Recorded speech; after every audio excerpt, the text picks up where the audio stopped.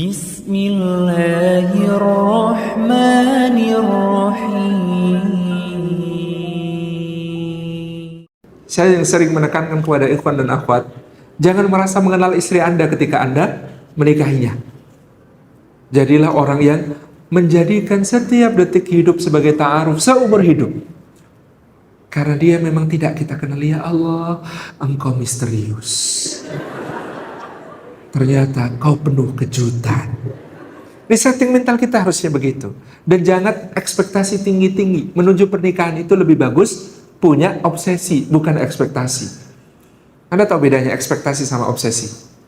Ya Allah, pasti enak banget nikah sama dia. Ya Allah, soleh banget kayaknya. Isi pengajian di mana-mana. Itu namanya ekspektasi. Faktanya nanti Anda ditinggalin sama dia, ngisi pengajian kemana-mana, ditinggalin anak 4 rewel semua. Kan begitu, kadang-kadang ekspektasi membuat kita kecewa. Tapi kalau obsesi, Masya Allah, beliau itu ngisi pengajian di mana-mana. Saya ingin mendampinginya, menjadi seorang wanita yang tangguh di rumah. Sampai ada atau tidak adanya beliau di rumah, tidak akan berpengaruh kepada anak-anak saya. Mereka tetap akan mendapatkan pendidikan dan cinta sepenuh-penuhnya. Meskipun beliau berjihad fisabilillah, meninggalkan rumah, meninggalkan keluarga, saya akan jaga amanah itu. Nah, itu namanya obsesi. Jadi Anda kalau lihat lelaki soleh, hidupkan obsesimu. Jangan ekspektasimu. Karena kalau obsesi tadi seperti tadi, Anda akan banyak kejutan. Pulang, ternyata bawa hadiah. Ya Allah, pulang sudah selamat saja, kami sudah bersyukur. Tapi dia bawa hadiah. Pulang selamat saja, sudah bersyukur. Tapi ternyata pulang tambah ganteng.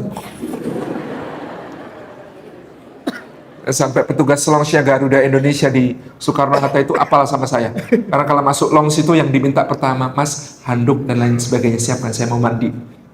Pak, mau kemana sih pakai mandi segala? Pulang ke Jogja.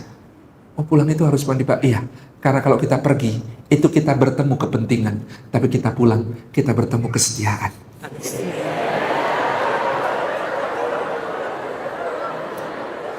Jadi ini soal cara pandang kita. Kita kadang-kadang lebih bersemangat mandi untuk pergi. Balik. Kita harusnya lebih bersemangat mandi ketika mau pulang ketemu keluarga. Nabi SAW itu siwakannya 1 untuk Allah, 2 untuk keluarga, 3 baru untuk tamu dan orang-orang lain. Jadi jihad fisabilillah akan lancar kalau suami tiap pulang dari jihad fisabilillah tambah ganteng, tambah mesra, tambah deket, tambah akrab, tambah cinta. Kehidupan yang paling indah sekalipun jadi berantakan, dakwah fisabilillah jadi berantakan kalau ayah pulang, anaknya menyambut abah gitu. Bapaknya, ya nak, capek nak, habis ngisi 4 pengajian hari ini nak. Dah nak, saya main sendiri nak. Kayak apa pandangan anak itu tentang pengajian? Ketika bapaknya kayak begitu. Pengajian adalah penjahat yang telah merebut bapak saya dari saya. Pengajian adalah penjahat yang membuat bapak saya gak bisa ngerjain PR sama saya. Gak bisa saya naikin jadi kuda-kudaan. Gak bisa main. Jadi kalau bisa, para bapak berlatih satu hal lagi. Jadilah lebih asyik daripada taman bermain. Sediakan alat bermain di seluruh bagian tubuh Anda. Jadi Hilma itu kan sukanya naik jungkat-jungkit. Nah ini jungkat-jungkit. Pegangin sini, jungkat-jungkit.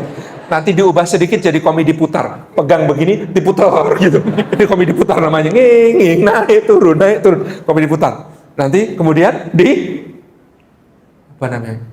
Jadi ayunan itu pegang begini, terus gini. Ayunan gitu ya.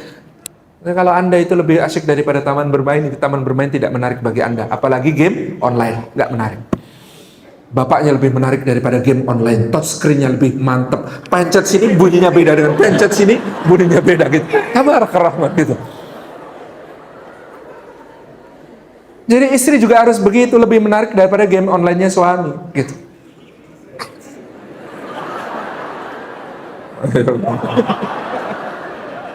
Jadi ini soal bagaimana membangun komitmen dan obsesi, bukan ekspektasi tadi. Bukan ekspektasi. Kalau ekspektasi, kekecewaan biasanya. Tapi kalau obsesi, Anda mendapatkan kejutan-kejutan yang setara dengan pengabdian Anda. Inilah yang kemarin kita sebut sebagai rahmah. Hanya memberi, tak harap kembali, bagi sang surya menyinari dunia. Ini pusaka rumah tangga kita semuanya, agar kita tercegah dari perkara-perkara tadi. Nah, kalau kemudian memang terjadi konflik, persoalan, kita wajib mengusahakan islah. Pertama, islah di antara kita sendiri. Pause dulu. Ketika ada konflik itu, pause dulu dan renungkan. Mana yang lebih besar yang diberikan suami kepada Anda? A, masalah. B, anugerah.